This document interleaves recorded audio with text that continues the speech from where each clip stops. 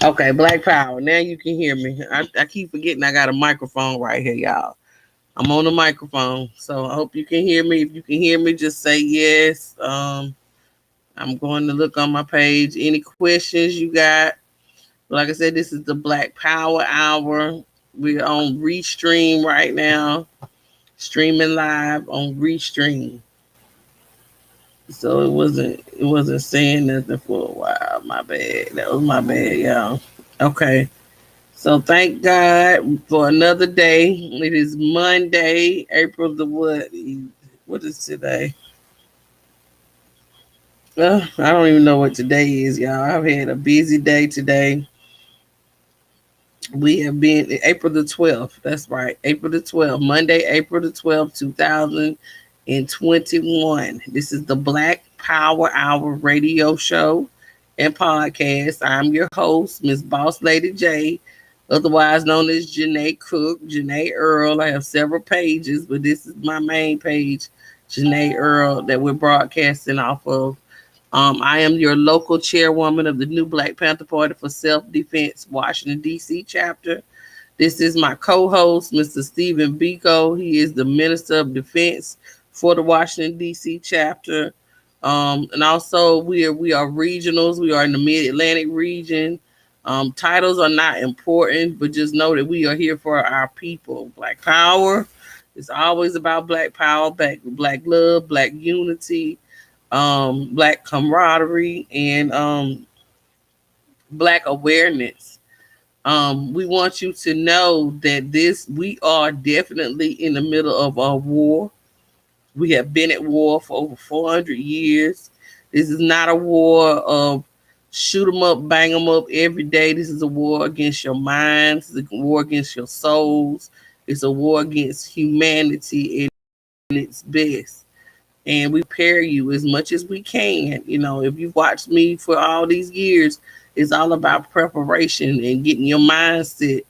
We're not in the business of waking people up anymore. If your mind is already made up and you see what's happening and you recognize that we are at war, because we are definitely still at war. We are definitely under the we are, but it's blatant. It's right in your face war right now. We have war in our communities where we're warring against each other. We have tribal wars that are going on, as well as wars against police force and police brutality. It's right in your face. It's direct criminal intent.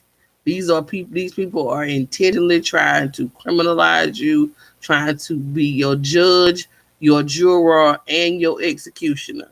Do you understand that this is war? They have declared war on people of color, black people. Black on black crime does not exist. Okay? It's not a real thing. It's a tribalism. It's you war where you live. You warring against people in your same neighborhood. White people war and shoot people all the time, but you don't hear about that. You only hear about the things that are going on in urban areas, in urban communities, and things like that. But today we were dealing with the issue in Rockville, Maryland, for the case of brother, what's his name, Mr. Dixon, who was an off-duty Pentagon worker who took the lives of two black men. I'm sorry, I'm talking about men. Two black men, and was shot one in the back, shot both of them in the back. All three of them were fleeing the scene, and he took it upon himself to shoot these three men in the back and killed two of them, and one is critically injured. I believe, is it? Yeah. Yes. He's critically injured and stuff. So today we went to Rockville, Maryland, assisting the family and brother. Let me. Oh, I gotta take this. So I'm going to introduce you to my minister, Stephen Biko, and he's going to give you a little bit more about this case. Okay? Black Power. Go ahead, brother. Black Power. Um, it is my intent at this stage to introduce you to the period that we are encountering at present, which is genocide. When we talk about genocide, we're talking about crimes against a people, according to the UN Convention on Genocide, it states genocide is defined as killing members of the group, causing serious bodily or mental harm to members of the group, deliberately inflicting on the group conditions of life, calculated to bring about its physical destruction in whole or in part, imposing measures intended to prevent births within the group, forcibly transferring children of the group to another group. Genocide is considered. Then the following acts shall be punishable: genocide, conspiracy to commit genocide, direct and public incitement to commit genocide, attempt to commit genocide, and complicity in genocide.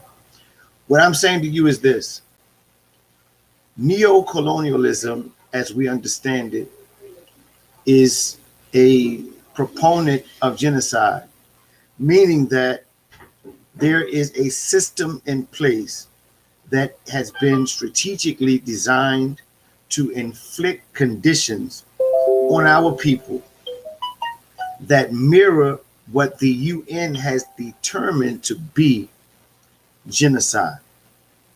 We cannot deny the fact that social conditions have produced in our people a desire for the killing of one another, causing serious bodily or mental harm to members of the group. We cannot deny that they deliberately are inflicting on the group conditions of life calculated to bring about the physical destruction in whole or in part of that group. We cannot deny that they are imposing measures intended to prevent births within the group, forcibly transferring children from one group to another, to destabilize the cultural paradigm that those children would normally be up under, and causing these children to be in a state of psychological imbalance. We cannot deny that there is a war going on the streets of America, where the police departments are moving into our communities and not acting as citizens on patrol, but they're actually acting as occupying armies in our communities. And they're coming in our communities not to bring peace and tranquility, but they're coming into our community to exercise elements of repression, oppression, and suppression, creating an atmosphere within the people where they are forced to do one of two things: flight or fight. And oftentimes the conditions of fighting are such that the communities are turned in on themselves because their resources are not such where they are able to fight against the occupying army. So this frustration, this anger, this rage, this bitterness that has become a powder keg situation oftentimes explodes right in the middle of our neighborhoods. And then you have one group of people going against another group of people, as we are experiencing right now in Southeast Washington, D.C. A little ways up the street from where we are right now, there was a triple shooting involving three females, a triple shooting. And there's heavy police activity in that area right now. A few days ago, we had a situation where we are addressing that situation right now. The Attorney General for the New Black Panther Party, Attorney Malik Zulu Shabazz, he's the attorney for one of the families of the deceased that were involved in the assassination. We're not going to kill him. We're going to call it a blanket assassination of two black men who were beside a trying to enter the vehicle, and an unarmed police officer who is a federal police officer. He's with the Pentagon Protective Services or protective agencies right there at the Pentagon, but he was off duty in Tacoma Park, Maryland. His name is David Hall Dixon.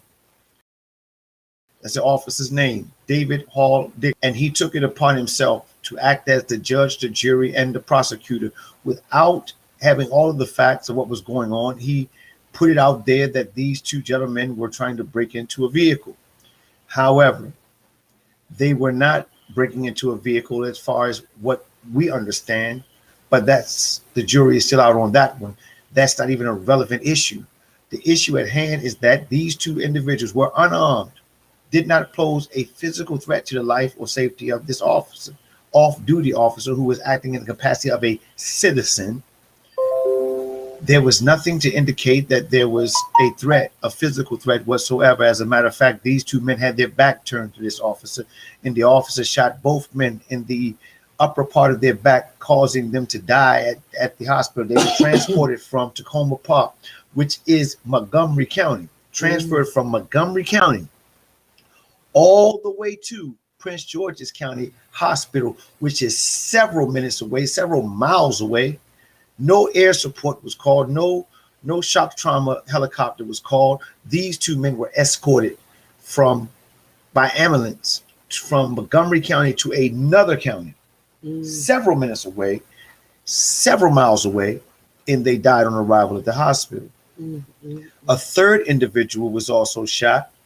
Now we're coming to understand that this same officer, David Hall Dixon, was previously involved in an altercation with a elderly homeless woman, where he went and got a shotgun and pointed the shotgun at the woman, where she was only trying to exit a building. He tried to refuse her the ability to exit the building, thus holding her, again acting in an off-duty capacity, again holding her against her will, false imprisonment, and pointing, they call it a long gun, and we know it to be a shotgun, at this elderly woman. He was being disciplined and under investigation for that. Charges were being filed against him for that.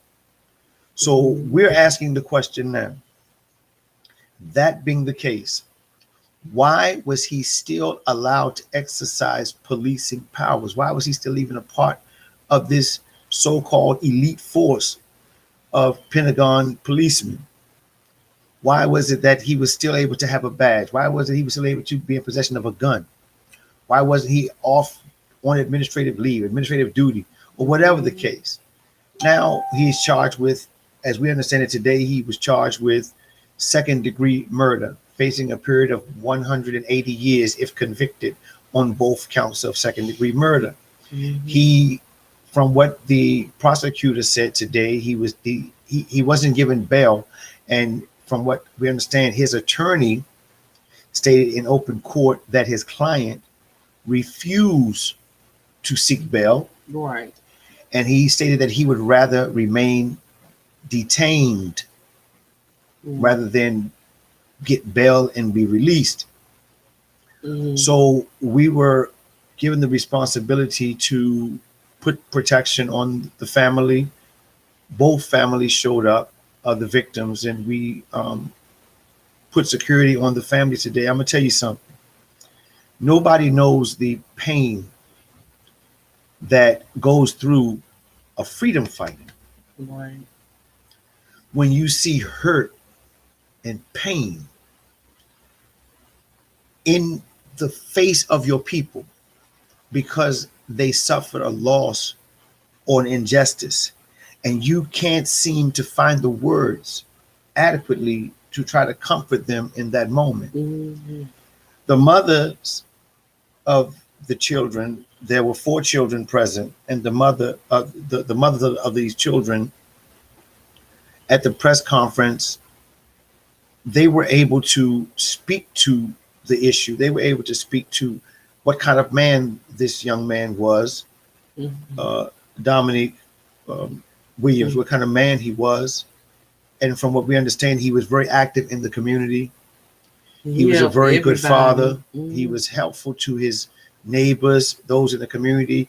There was no one in the community that could go to him for anything, and he wouldn't do his best to try to help them out. This is the kind of man that they tried to say was breaking in a car. Right. A man that has a vehicle, a man that has a family, taking care of 2 families, right? Right. And taking care of the community. So this is the kind of man that this officer deemed a threat, enough of a threat to shoot him in his back, a cowardly act at that. So that's the reason why we're saying that it wasn't just a murder. This was a assassination. It was a willful intent to kill and destroy the life of these 2 black men. So what I'm saying to you is that when you're told that we're at war, understand this. Mhm. The hunt is on. And as they said in what's that movie, Menace to Society? Mhm. The hunt is on. And black man and woman, you are the prey. That's right. And when a hunter has his sights trained on his prey, he does not stop until that prey is down Right. and unable to defend themselves. And that means he does not stop until that prey is dead. So I'm telling you, this war is real. Look what just happened in Missouri. Minnesota. I mean Minnesota. Mhm. It just happened in Minnesota where a young man, 20 years old, traffic stop. Mhm. A routine traffic stop turns into a homicide. Dash cam, body cam shows that the officer was all the way wrong, all the way out of pocket.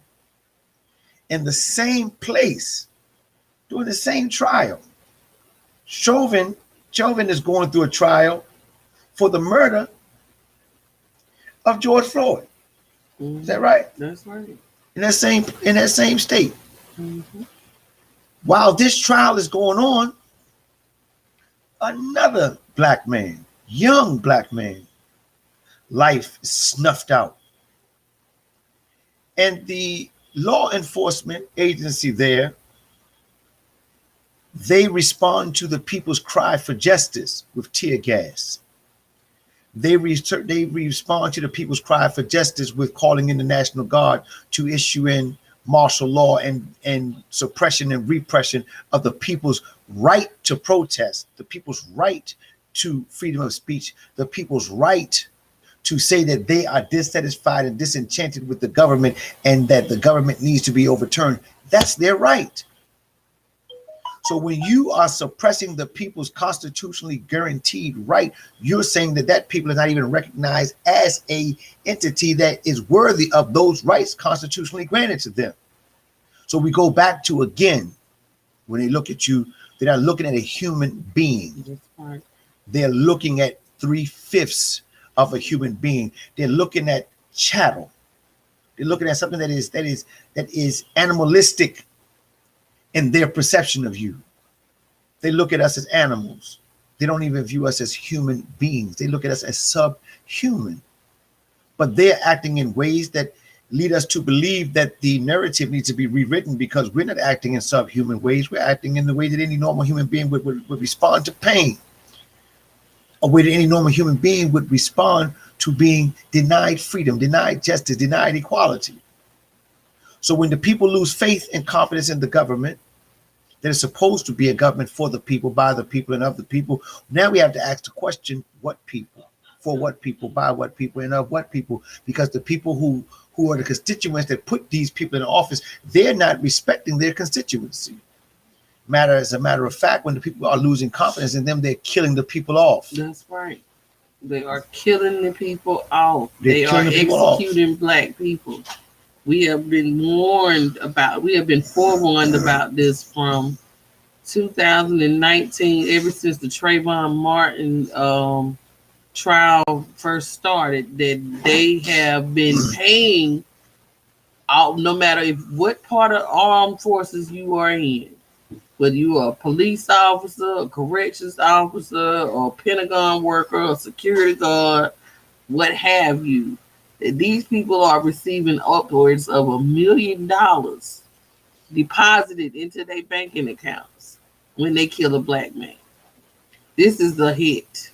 So these are strategic hits. We are not putting false accusations out there. We are not telling untruths. We're telling you to be prepared. When the holies pull you over, they become your judge, your juror, and your executioner. Get the book called The Rise of the Warrior Cop, the militarization of the police force. Right. Understand this. The police forces that we're looking at in our communities are no longer police forces. They are receiving from the U.S. military surplus weapons that militarizes the normal daily operations of a police department. The police departments are no longer police departments. They are actually army bases, military installations. So when they come into your community, they don't come into your community dressed like police officers anymore. They come in with BDUs. They come in with battle terrain uniforms on, battle gear. And oftentimes they already have an armory not far from where they consider the projects or the ghettos. They have army type installations already set up. So when certain things happen, you see how fast they respond. You see how fast they mobilize and how fast they respond in riot gear. And then from the riot gear, they come in with the tanks, armored personnel carriers, helicopter gunships, and they come in to your community not to stabilize the so-called uprising, but to wipe it completely out. Understand what martial law is. Martial law is when the law enforcement lacks the capacity to maintain order. So what they do is when martial law is declared, they call in the military, they marshal in the military. So the military at that point can suppress the environment, suppress the terrain, bring the terrain up under control by any means necessary. And oftentimes the means that are necessary is, number one, they issue curfews. Try to clear the streets first. Pepper spray, gas, rubber bullets, then live ammunition. Then they get with the governor and the governor issues a curfew.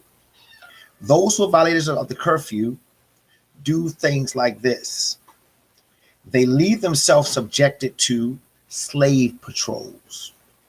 Pay attention to what I'm telling you now, because I'm about to give you a history lesson here. Your police departments are modernized slave patrols. Those slave catchers and those slave patrols that used to patrol the plantation and the areas around the plantation, asking slaves that were on walks or slaves that were away from the plantation, asked them for papers. That paper that they asked you for them were your travel papers. Today they call them driver's license or ID cards. So your driver's license or your ID card has a specific number on it. Notice it has your address on it. Notice the name on it is in all capital letters. Then there's a number over top of it.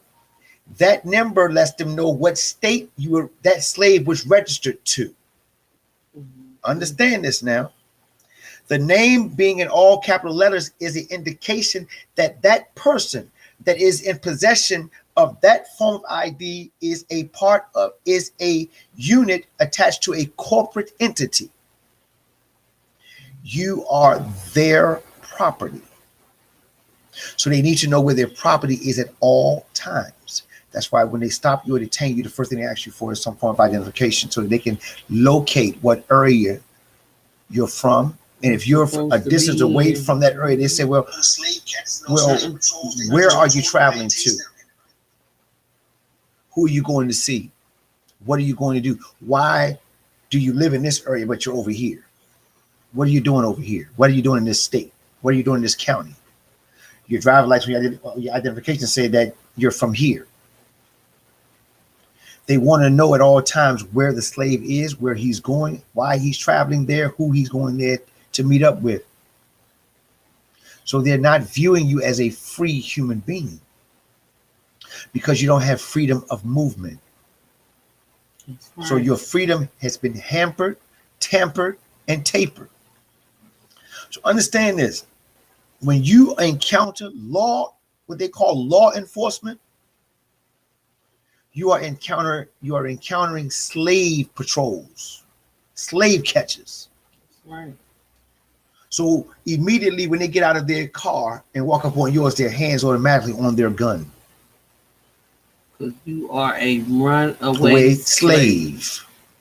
You are out of your jurisdiction. You're off your plantations, and they need to check your paperwork. And what happens when slaves are too smart? When they find a slave can read, find a slave knows the law, knows the black codes, knows slave codes. They're gonna kill you. They do whatever is necessary to ensure that that slave does not reach the mind of the other slaves. That's right. That's and why they they kill you. targeting people. They don't even respect the men in uniform. The National Guardsmen, they pepper sprayed him, drug him to the ground, out of his car. His words to them was, Why I'm are getting you treated being like this, detained? and you're treating me like this, and I'm fighting, and I'm fighting in service of the country. And the man laughed at him and said, get out of your vehicle. Get out of the car. Or you gonna feel the electric heat or something like that. I'm going to tase you. Mm-hmm. He said, but I'm a veteran. Matter of fact, I am active duty in the U.S. military. Don't matter. The man said, I don't care nothing about that. I gave you an order, boy. Wow. He didn't even recognize it was a man standing in front of him. He didn't even recognize that it was a man fighting to maintain his liberty, maintain his freedom, maintain his ability to exercise his constitutional right, and was willing to give his life for it. That man's life didn't mean a damn thing to him, so he sprayed him in the face. Blind him. Tried to blind and try to put his sight out. And then beat him to the ground. And guess what happens? He gets fired immediately. The officer got fired immediately when it was discovered that the individual that he assaulted was military. The reason why the officer got fired immediately is because he assaulted an individual that decided to give his life to maintain global white supremacy.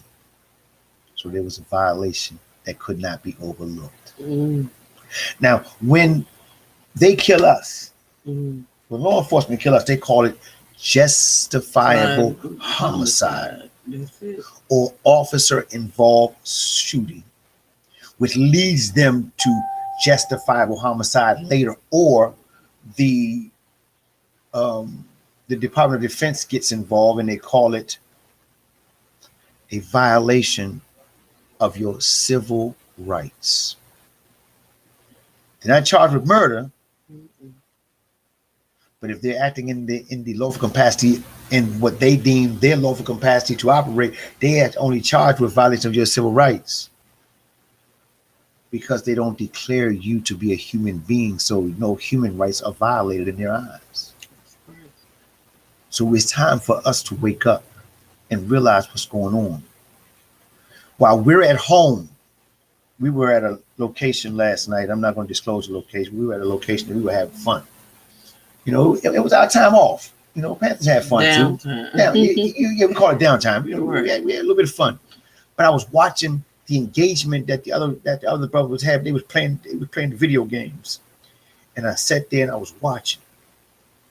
And I'm watching how intense men are with playing games. Mm-hmm. And the intensity that they put into this, I'm looking in awe, shocked. And the chairwoman said, that game you playing right there, that Army game, that Call of Duty game you playing, you need to put that toy down and come out on some real maneuvers. Come play with some real guns. Come play with some real guns. Come run some real drills. I was like, this ain't shit to me. Come run some real drills. But what was amazing to me is that the father was a good man. What father? Last night, you know, he was a good brother. And I watched how attentive he was to his children, because when he was in the living room with the adults, they were playing their adult games. Mm. They were adult video games where there was guns involved and stuff like that. Whenever the children came out of the room and came to the living room to be where the adults was, so they could watch what was going on, he sent the children back in the back room. Mm. He exercised parental censorship. He didn't want his children. He did not want his children exposed to that. However, what kept going through my mind, and I looked at the chairwoman, and I didn't say it, I just looked at her and I just smiled, because I usually we been around each other so much we can read each other's thoughts sometimes, right? And that's some scary shit, for real. But at the same time, you know, it's a beautiful thing when two good minds come together and you know, and something that's able to be productive from that thought process. But when I looked at her, and she looked at me, and both of us smiled at the same time. I knew that moment that we had the same thought. Mm-hmm. Motherfuckers are playing while these motherfuckers are playing. Training for real. We playing. Our people in the fucking living room is playing Games. Playing games. We the only playing ones war that games. don't know we at war for real. They are playing We war not playing games. No games in the new. Them white folk have their children at the age of That's 7, nice. 8, and 9 years old, out in the terrain, Right. out in the woods, blindfolded, and Teaching they'll them how walk to them through. They'll walk them survive. through the woods, and then tell them to stay there and listen to the whistle. They'll leave them there and then go back a great distance and blow a whistle, and they have to find their way back using their compass and reading the trail, the footprints. That's how they're training their children. Then they're training their children how to break down weapons, how to clean weapons, how to shoot. But guess what the targets look like? The targets are pictures with black images on them, man. Mm-hmm. And they're teaching them how to do field maneuvers. They're teaching their children these things.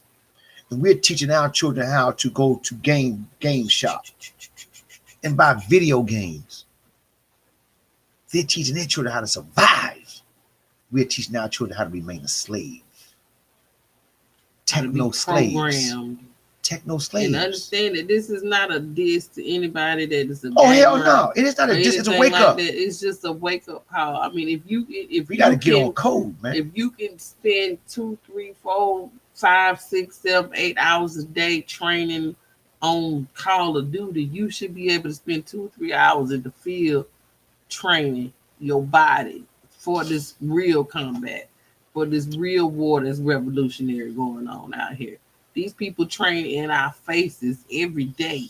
Every day, I know you see them walking their dogs. I know you see them running and doing it. That's not just a personal choice. They know they got to be able to outrun us. They know they got to be able to try to win us or whatever stuff. So they try to endurance. They still don't have the endurance or the balance that we have. And we don't have to train as hard as they do. But we need to get our mindsets on proper survival. We are in trouble, y'all. When it comes down to it, black people are in so much trouble in this country because we got our minds so focused on the wrong things. We focus on tennis shoes and video games and clothes, and we still picking cotton. If you obsessed about a wardrobe, you are a cotton picking nigga. And yes, I said it. If you worried about an outfit and your nails and your hair and all that stuff, you still a cotton picking nigga. And you need to wake up. Twist your dreads up. You know what I'm saying? You twist your own hair up. Start looking like how you look. This is how God created you. These women out here, you don't know if they got if they start pulling off wigs and eyelashes and lips and butts and hips, you wouldn't know what you would end up with. You know what I'm saying? Come on now, let's talk black to me. This is talking real and talking black to our community right now, and we need to wake the hell up. We need to stop playing games. Like Carla said, get off the fucking Call of Duty and let's have a call to action. Black Power. Just like H. Rap Brown said. Like H. Rap Brown said at the Black Revolution Convention. He said, you call yourself revolutionaries. How many crackers you killed this week? How many crackers you done punched in the mouth this week? Call yourself revolutionary. You screaming Black Power. What are you doing to solidify Black empowerment? That's right. You talking about Black nationalism. What ideological constructs are you putting in play that would make your community a place where Black nationalism rules the day? That's right. How many programs are you developing in your community? But you call yourself a community activist. That's right. How many books are you giving to our children? When the last time you sat down with your child and read a book with your child that speaks to who they are? When the last time you sat down and watched a documentary or movie with your child that speaks to our social political paradigms that we're currently confronted with? And then after the movie, we had a discussion with your child. When is the last time you sat down with your child and did homework? Was the last time you had a dialogue with your child's steward or your child's teacher to find out what the academics are that your child is being instructed with or indoctrinated in? Mhm. See, we talk about these kind of things, but talk is cheap. It's time to stand up and put boots on the ground, man. You're not a revolutionary out in the street if you ain't a revolutionary in your home. That's right. Black power. See, when a person say they're revolutionary, say they doing this and that they doing that, I'm gonna come around your neighborhood. I'm not gonna talk to you. I'm gonna say what the people in your hood say about you. I'm gonna see how much work you're doing in your hood. I'm gonna see what the people in your neighborhood have to say about you. Don't come to another neighborhood talking about black power, black revolution, black this, black that, black the other, but you ain't even black in your own neighborhood, bro. People in your own neighborhood are suffering, poor, ragged, hungry, and damn near out of doors. Right. And you won't even give them a bowl of soup.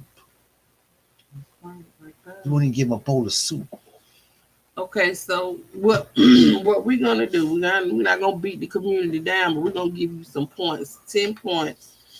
This is a 10-point personal activity form that is given to us in the new Black Panther Party. Okay, this is a daily 10-point personal activity form that you should implement into your yeah, he's talking about the only outfit I worry about is my Panther uniform. Exactly, Derek Bay, Kareem Bay.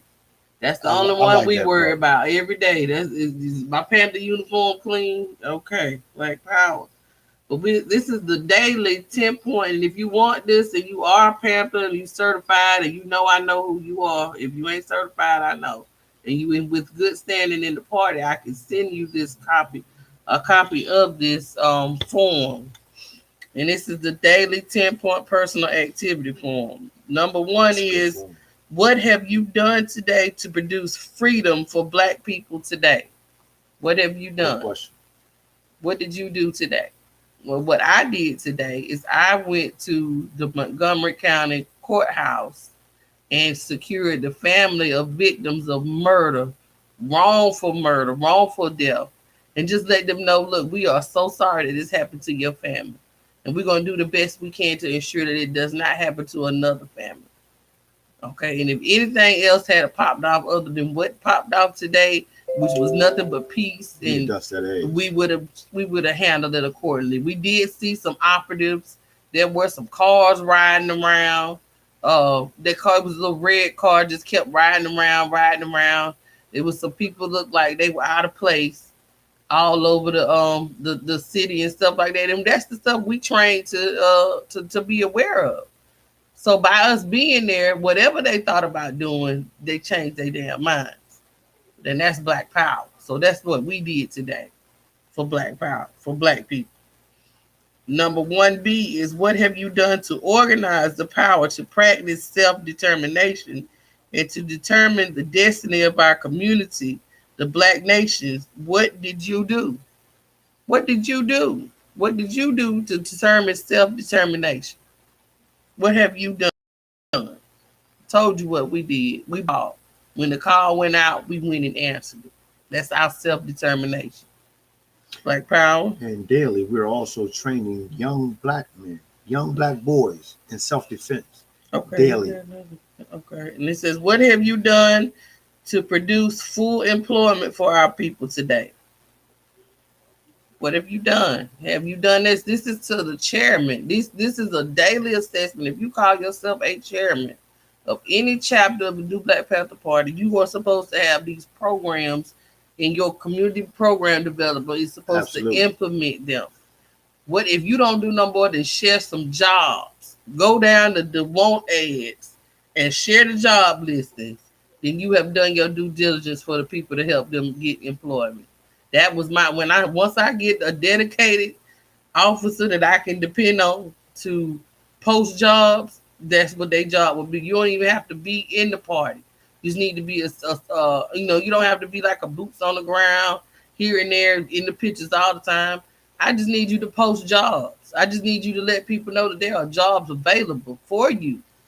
You know what I'm saying? That's one thing that you can do to honor the 10-point program. Okay. The next question is 2B. What did you do today to create the demand for dignity to do for ourselves what we have begged the white man to do for us for hundreds of years? What have you done? Did you plant a garden? Did you plant your own food?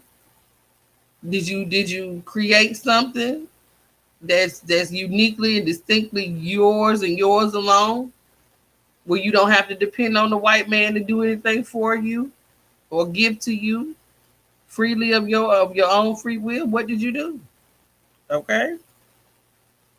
What have you done to produce want tax exemptions for our people and end robbery of the black nation and capitalists? What have you done to end that? Okay. What have you organized today to produce decent housing fit for shelter of human beings? Have you bought housing? Have you purchased property? Do you plan on building property for your constituents, for your fellow man, to house people, whether they can afford it or not? Are you developing affordable housing options? If you are, I need to talk to you. I need to build with you. I need to network with you. We need those type of people. That's right. Gardens and chickens in the city. That's what you got, Brother Derek Bay. That sounds like an awesome plan. That sounds awesome. We can take over these little land strips. You don't need a big area. You just need a little plot. You could take over an empty plot in your neighborhood and create a community garden. And you can garden and you can plant fresh fruits and vegetables. And those fruits and vegetables can go directly to the people that live in that neighborhood. It's not hard. You can put chickens out there. Like you said, you can put chickens. Well, I don't know about the city. I don't know if you can have farm animals in the city here in DC or whatever, but it's ways that you can go about producing things. Okay. So here, I'm just gonna read a couple more off and then we're gonna go on. It says, what did you organize to produce free health care, preventive and maintenance for black people today? What's your answer? Did you organize today to put an end to trafficking of drugs and the biological and chemical warfare targeted at our people? What did you do? Did you organize today to produce an education that teaches us our true history and our role in the present day society? What did you do? Did you organize today for an education of this devilish, decadent American society? What did you do today to apply an education that teaches us our true history, personal role in the present? Did you organize today to make men and black women to be exempt from military service? Okay.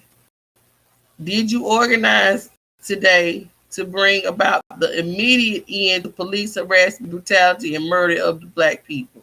What did you do? This is powerful. What did you organize today to create an end to black on black violence? What did you do? What did you do to create an end to black on black violence? Did you say, oh my God, here we go again? Or did you implement some kind of program or craft or skill that you could give to a child that you see is in danger? It's one thing when you don't know when a child is suffering, but it's something totally different when you see these children out here suffering and you don't do anything about it. And you don't make an effort to do nothing about it. And you call yourself a chairman or you call yourself a leader in the community. Black power. All right. Did you organize today to end a culture of snitching, cooperation, and collaboration with the oppressor? If so, what did you do? Yeah, stop snitching, collaboration. Stop telling these operatives what we need to do in our community, and let's talk to each other about what we need to do in our community. I'm on several boards. I tell you my story right now. I'm on one DC. But I refuse to talk to anybody that's not a Ward 8 resident and that has the best interest of the people in Ward 8 and Ward 7 who don't get anything. We don't live like we living in the lap of luxury over here in Southeast Washington, D.C. We got a triple homicide 2 streets away from me right now. The only reason why I'm not going is because it's raining and it's the police is everywhere. I'm just not dealing with it tonight. We've been dealing with triple, double, quadruple homicides over here in Southeast. And we are tired of this. Everybody is sick and tired of being sick and tired right about now. That's right. We talk about their red asses. That's right there. I'll inbox me, brother. You want to come on the show? Inbox me. And I'll send you a link to come on the show because we're doing this in lieu of the Black Power radio show. Our national spokesman is in Minnesota tonight with the riots. So he's gonna, once he gets stable, he's gonna hit us in, patch us in, and we'll be able to do a live simulcast with him while he's in the field. And he's gonna give us an update on what's going on with the Minnesota riots. Okay, so Black Power to that. I want to finish this daily 10 point. And it's more than 10 points, but this is giving you a point A, a part A and a part B. Okay. It says, did you organize today to produce freedom for all Black men and women held in international, military, federal, state, county, city jails, and prisons? If so, what did you do? Let me know what you did. Did you organize today for all Black people when brought to trial to be tried in a court by a juror of their peer group or people from the Black communities as defined by white law of the Constitution of the United States? If so, what did you do? What's your answer? What have you done today to acquire land, bread, housing, education, clothing, justice, and peace? What did you do today? What have you organized to produce national liberation in the state territory of land of our own, here or elsewhere? Liberated zone, New Africa, or Africa? What did you do? Now, this is a powerful piece right here. And I'm going to send it, like I said, I'm only going to send it to the people that's in the new Black Panther Party that desires it because somebody gave it and entrusted it with me. But I feel like it's necessary for us to ask ourselves these questions daily. You won't see me on social media unless I am doing the work. This is the work. It's about the work. You know what I'm saying? It's not about being seen. It's not about being popular. It's not about keeping your name relevant or whatever. It's about getting stuff done. Let's get the job done. Let's get the work done. Let's get out here in our communities. Let's be about what we talk about and what we out here looking like. You can look good in all Black, but can you do good in all Black? Black power, Black power, Black love, and Black unity is something that we believe, and we believe in with all honesty and all truthfulness. And nobody can make these decisions on this 10-point program but yourself. These are questions that you ask yourself and you hold yourself accountable for. When we had that meeting on last Sunday, I have not stopped. Not one day. I dreamed. It's like the work now is got to be done because you went out there before the people and you made promises. And you got to make good on those promises that you made to those people. You cannot set people up for failure. They used to failing. They're used to people starting something and then ending it. You know, started one day and then back off of it the next day because so-and-so got an attitude or so-and-so don't want to do this or you ain't got no help or you ain't got nothing but excuses. That's not going to happen in the Washington, D.C. chapter of the New Black Panther Party. Because like we said, if we got to stand on our own and do this, we would do it. And we have been doing it. And we doing the work and it's catching on. Because now, and that's the whole point, catch on. Now we got our neighbors involved in it. Now they looking out for us. Now they making sure we got the kids safe when they come to do the boxing at 4:00 every day. We got snacks for the kids. We got to make sure we keep that going. We got to make sure we have something to offer these children because, number one, they coming for the boxing, but they coming because they hungry as well. They running around the streets hungry. And that little 1 hour and a half and that one little snack might be all they have until whenever. That's right. Okay? That's keeping them out of trouble, keeping them from stealing out of the store, going to jail or getting in trouble, or getting shot in the back like a dog. At least we know for at least that hour and a half, we know where these children are at. Mm-hmm. And we know when if they in our presence that they're going to be taken care of and nobody's going to be hurting them or doing anything to them inappropriately.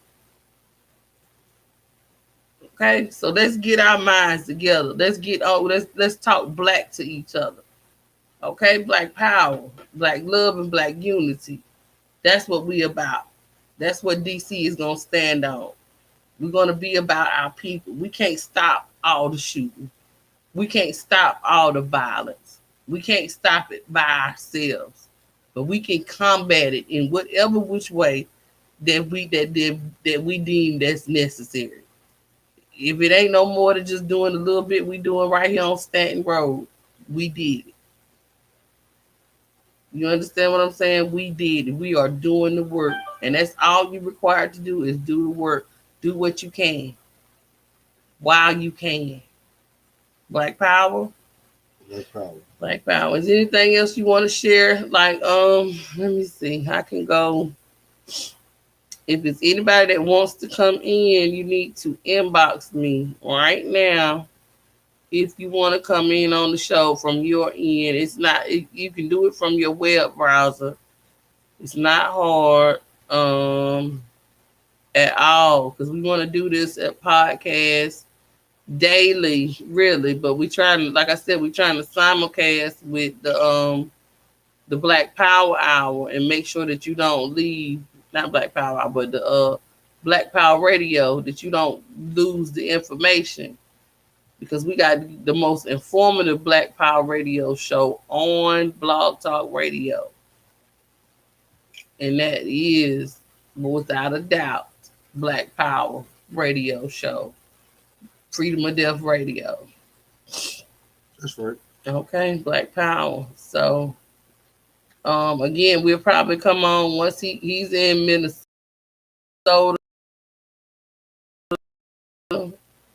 Spokesman, Minnesota at the riots. So we're gonna pray for him. Hopefully he's safe while he's out there. Black Panther Party. Y'all keep my shaky man Aqua.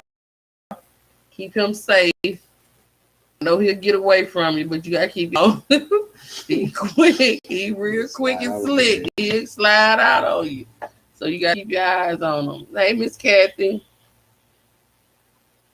Also, that's right. Also, what we want people to be mindful of is that there's a lot of stuff going on right now with this sex trafficking, with this human. Every week we want to bring that to your attention. If you know of any of that going on, it is your duty and your responsibility to make us aware that things like that are going on, right? If you know that there are sisters in trouble out here, right? And they need help. They need someone to come and get them, right? They need someone to help them with resources of some sort, right? There's a fantastic organization that the chairwoman can tell you about herself. It's a great organization, and they're doing a hell of a great job with getting these women the resources and the help that they need. Right, and that is Sisters of the Underground, and I'm going to come in and talk to y'all a little bit about that. Sisters of the Underground, which is the awesome networking experience. Okay, yeah, there you go, Derek. I see you. It's an awesome networking experience, and it is women from different formations. Now, we all are not in the new Black Panther Party for self-defense. We're not, but we all are revolutionaries. Don't get it twisted. We are all a part of the Black Revolution Squad. Some of these ladies will outgun you and train you better than any man I ever seen in my life.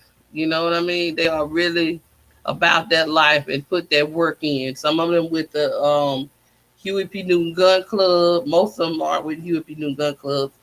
And I think some other ladies are just regular citizens that that have uh,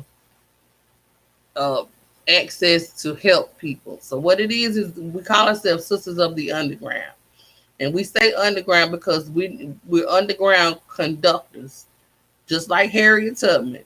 If you require safe passage from wherever you are, if you are a victim of human trafficking, if you are a victim of domestic violence, you could be yourself or your family.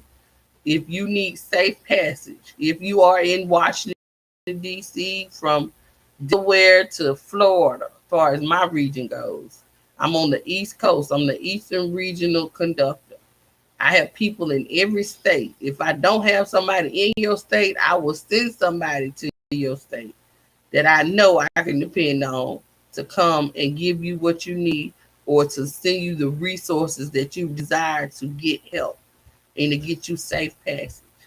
Okay, we have helped several people already, providing them with bus tickets, plane tickets, things of that nature to get home. We we um we're doing so much stuff in the neighborhoods. With human trafficking, we're doing extractions. We have extraction teams. We're working with underground cadres, which we would never reveal who all of them are, because there are underground cadres out here that don't fade. They ain't no Facebook gangsters. If we have to send an extraction team in to get you, it's all depending on the severity of the person in need, the passenger that's in need.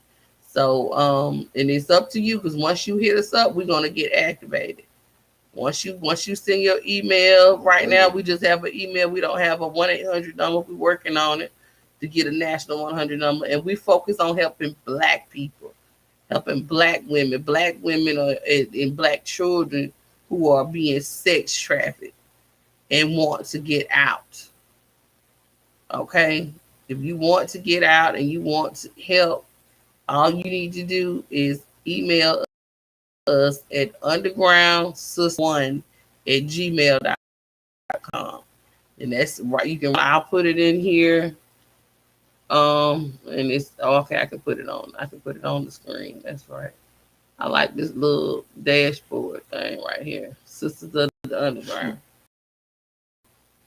Yeah, Sisters of the Underground right now. And the primary text is Sisters of the Underground. And I'm going to put the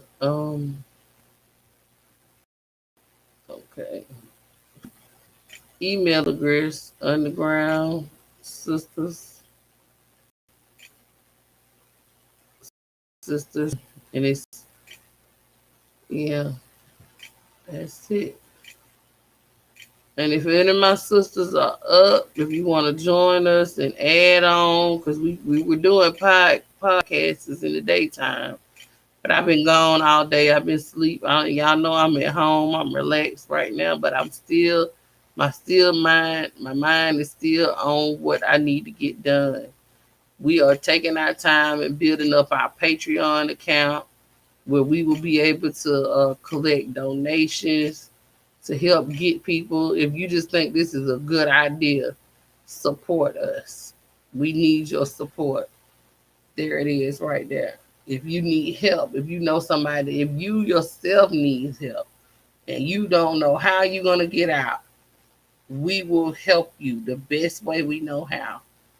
But you got to make that choice. You got to take that first step and say, I want out of this situation. We have a relocation program, crisis intervention. A lot of the ladies are counselors. Like I said, if it's anything that we can do on the East Coast, we will do it. Anybody, any help that I need from any of the other conductors, they're willing to do it. From state to state, we are a 50-state initiative all across the United States of America, and hopefully we can reach even further to be conductors. Okay, interested in, or if you already work with the human trafficking or domestic violence situations, then let us know. Link with us. Become a conductor. Become somebody that we can call and depend on when help is needed. Okay, Black Power to that. Black Power. Is anything else you have, Brother Biko? Before the night is over with. Again, just keep your head on a swivel. You need help, Marcus. Okay. Well, you in St. Louis, ain't you, Marcus? Brother Marcus, we'll talk about it here. Inbox me. Brother Derek, I did send you a link. If you want to come in, just click that link. I don't think you got it yet. Yeah. Check your inbox. You can click that link and come on into the studio with us, and we'll talk more about it with you. We're not in no hurry tonight. So once you come in, I'll be see you. So Marcus, if you want me to, I will send the link to you, and you can talk about what you need help with. Let me find you on Facebook. Let me find you and everything. So, because this is our question and answer time anyway, Q&A. You got any questions you want to ask us? Any you want to join the new Black Panther Party? Information up to. We are recruiting, constantly recruiting. Constantly recruiting. Do y'all hear that? Constantly recruiting in the new Black Panther Party. We don't ever stop. Every day we recruiting somebody. A lot of people they on the verge. They don't know if they want to join or not. And that's good, because once you get in here, you ain't gonna sign up to quit. You're not gonna sign up to quit. If you can't dedicate 100%, do what you can. It's telling you to go to the app. Okay, Derek, right? So we'll see. Yeah, I know y'all do search and rescue, Marcus. You can come on, Marcus, and see if it'll let you in through the Restream Studio. I just sent you the link, and you can talk about what y'all do with in St. Louis. They do recon. They've been properly trained how to do the search and rescue missions. Okay. All right. So here is the recruitment for the new Black Panther Party. And this is the Washington, D.C. recruitment. It's new Black Panther DC at gmail.com. Okay, well, Brother Derek, you have to get on your laptop. Okay. But we waiting on you. We can see you once you sign into the Restream. And if you want that information on the 10 point daily program, you can email me at the new Black Panther DCG at gmail.com, and I'll send it to you. Any of my Black Panther friends or family comrades. So if it's nothing else, then we're gonna end the show. This is the Black Power Hour. We're in the gap for the Black Power Freedom of Death Radio with Sheikh Imam Akbar, who is out of town right now. And once he gets set up, we're gonna do the simulcast with him in Minnesota. He is in Minnesota, boots on the ground. We don't know who he with. We have no idea, but we know that he's out there putting in the work. He will be our next minister of the new Black Panther Party. Next chairman, right?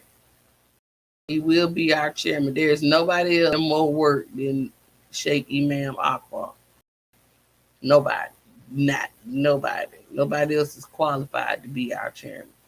So in this event, just hold the line, brothers and sisters of the new Black Panther Party, in whatever revolutionary outfit you choose to be associated with. It's your choice, but make the right choice. Okay, if you see anything that looks like combat liberalism, anything looks like it's not right, it doesn't feel right, it's not natural, it's not normal, it don't feel good, you ain't having fun no more, you learning anything, you're being used and abused, because it's going down. Trust me, down right now. We hopefully that we can wipe out all of these and get focused on the work once again and put these programs together and unify all of these formations and stop breaking off and doing our own thing and thinking we're gonna take over the world, because we not. We can't do it without it. Black power. Hello. Black power. All right. No, I'm looking at an incident that just happened where Okay. police was choked this little girl out. Oh Lord. Right? So we See, what we're trying to get you to understand, man, is that every hour, every minute, something is going on like that is power. adversely affecting our people. So, what I want you to understand is this: join an organization.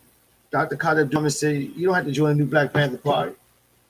Join an organization that's working for your people. We would love for those who are like-minded individuals, who are strong Black men and women, those who are conscious Black men and women, those who are Black men and women who don't have a problem with military training, who don't have a problem with boots on the ground, who don't have a problem with directly confronting the oppressor. We want those kind of Black men and women to link up with us and join with us, join the new Black Panther Party. But we also understand that revolutionary evolution, revolutionary consciousness is a protracted process. It ain't gonna happen overnight. Also understand that this ain't for everybody. So rather than have individuals that link up to something for the wrong reason, find something that you can link up with for the right reason. Because linking up with something for the wrong reasons, man, only get you hurt in the end. Only cause you chaos and confusion in your life in the end.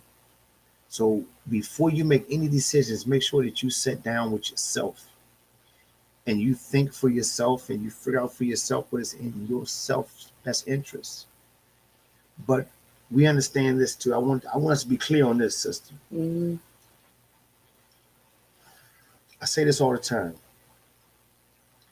If you think that becoming a new Black Panther Party member means that you get paid, go the fuck find somewhere else to play with, man. Real. If you ain't in this because you love your people and you willing to fight and die for the liberation of your people and the establishment of a sovereign nation of our people, bringing in a on Black time, same Black channel, Black people, different Black attitude. If you ain't trying to do that, man, then you moving in the wrong direction. This ain't no goddamn paid job. Somebody asks you to come out on the first thing you crying about is who gonna give me some gas money. Fuck yourself. Point blank period. And every time you come around, the only thing you come around for is a fucking handout, man. Go fuck yourself, bruh. Sis. For real. That's real. We do this every single day and we ain't ask nobody for a goddamn dime. That's man. Right. For real. I witnessed this chairwoman come out of her pocket with 5 G's in a fucking week. Spending money on the chapter, on the community, and on projects, programs. Getting things established for the community. Her own pocket. That's right. Ask nobody for a goddamn thing. Right. At all. Only thing that we asking you to do is do better. Just do better, man. And get on code. That's right. Stop that bucking shit. Stop that bully shit. That shit don't roll with us. Stop trying to muscle your people. You want muscle the white man. Property. You want muscle the white Black man, people. That's but you'll extort your own people. Right.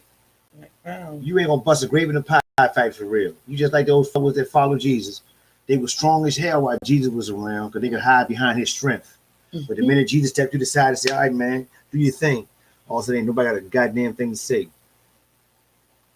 And let this be clear. We do not exploit women. Let's be clear. No, women or children. We don't engage in chauvinistic behaviors. We don't engage in over sense of bravado. We don't engage in that kind of stuff, man. We believe in gender equality in the new Black Panther Party. The woman can do a job just as well as, and sometimes even better than the man. We understand that. So we're not going to suppress the strength that our women have, nor are we going to use our positions, use our pretense of authority, our pretense of power to pimp sisters. That's not going to happen here. That's right. I need that shit to be clear.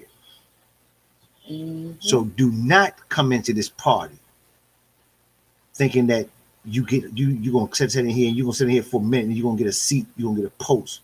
Then you're gonna use that post to get some ass. That same post you think you're gonna get some that you think you're gonna use to get some ass will be that same post to get your ass slid up out of here. Okay. Don't play with our sisters, man. Stop ruining these women. Mm-hmm. And y'all women, I'm not gonna let you off the hook either. Y'all need to stop coming in here feeling though you gotta lay on your back to get a post, get a position. Do the goddamn work. Do the work. This ain't no whorehouse. Black power. Do the work.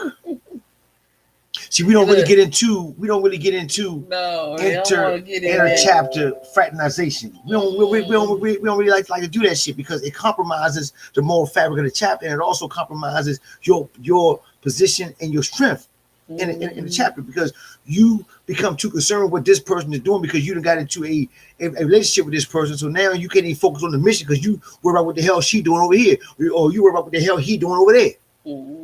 Stay away from that inner chapter bullshit.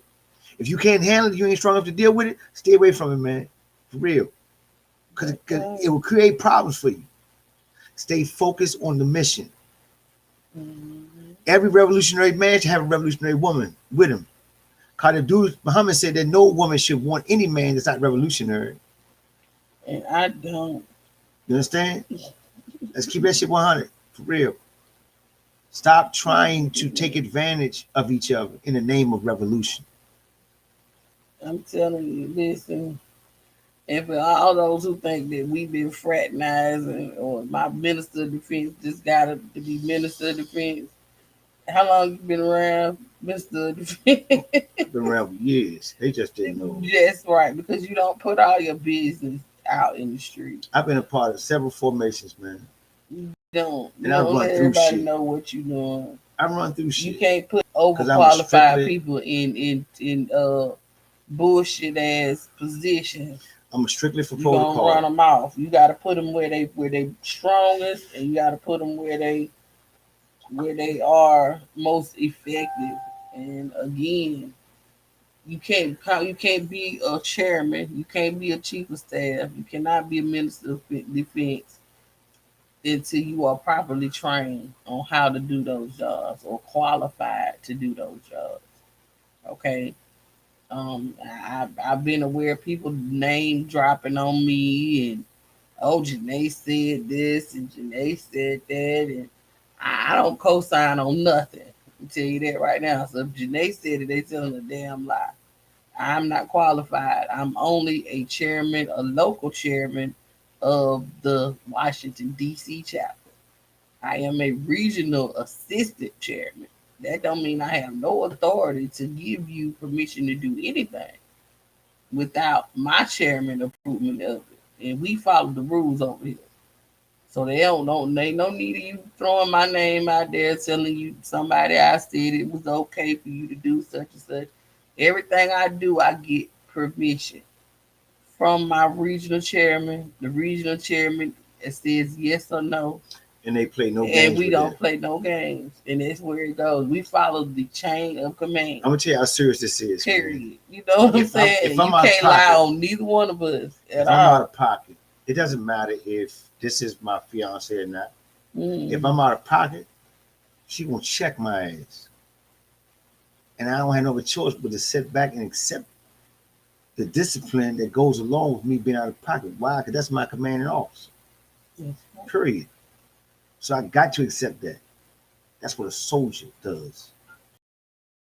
That's what a person does that is strictly follow the chain of command and recognizes leadership as it is, accepts it as it is. Right. And I never break stride. Never break stride. Why?